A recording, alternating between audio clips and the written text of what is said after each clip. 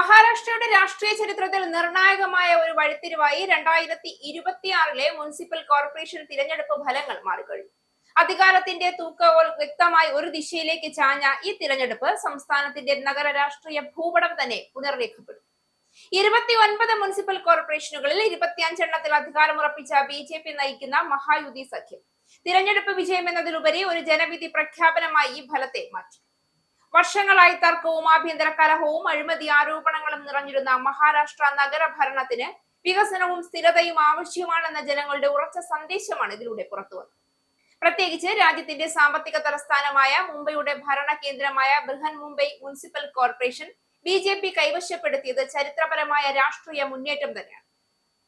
പതിറ്റാണ്ടുകളായി ഒരേ ഒരു രാഷ്ട്രീയ കുടുംബത്തിന്റെ കോട്ടകയായി നിലകൊണ്ടിരുന്ന BMCയിൽ ഉദ്ധവ് താക്കറെയും ശിവസേനയ്ക്ക് അധികാരം നഷ്ടപ്പെട്ടതും മാത്രമല്ല, പഴയ രാഷ്ട്രീയ സമവാക്യങ്ങൾക്കുള്ള കനത്ത പ്രഹരമാണ് ഏറ്റതെന്നുകൂടി പറയേണ്ടി വരും.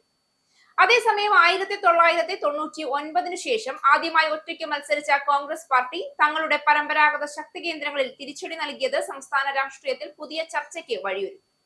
മറുവശത്തെ ശരത് പവാറും അജിത് പവാറും ചേർന്ന കൂട്ടുകെട്ട് സ്വന്തം കോട്ടകളിൽ പോലും തകർന്നടിഞ്ഞത് അവസരവാദ രാഷ്ട്രീയത്തിന്റെ പരിധി ജനങ്ങൾ തിരിച്ചറിഞ്ഞതിന്റെ തെളിവായി മാറി. തദ്ദേശ തെരഞ്ഞെടുപ്പിൽ BJP വൻ നേട്ടമുണ്ടാക്കിയപ്പോഴും മഹാരാഷ്ട്രയിലും കോൺഗ്രസ് വിസ്മയം സൃഷ്ടിച്ചു എന്നത് വാസ്തവമാണ്. മുംബൈ മുനിസിപ്പൽ കോർപ്പറേഷനിൽ പിന്നോട്ട് പോയെങ്കിലും സംസ്ഥാനത്തെ ആകെ പ്രകടനം പാർട്ടിക്ക് തിരിച്ചുവരവിന്റേതാണ്. ഇത്തവണ സംസ്ഥാനത്ത് ഒറ്റയ്ക്ക് മത്സരിച്ച കോൺഗ്രസ് പാർട്ടിക്ക് സ്വാധീനമുള്ള മേഖലകളിൽ മാത്രമാണ് ശ്രദ്ധ കേന്ദ്രീകരിച്ചത്.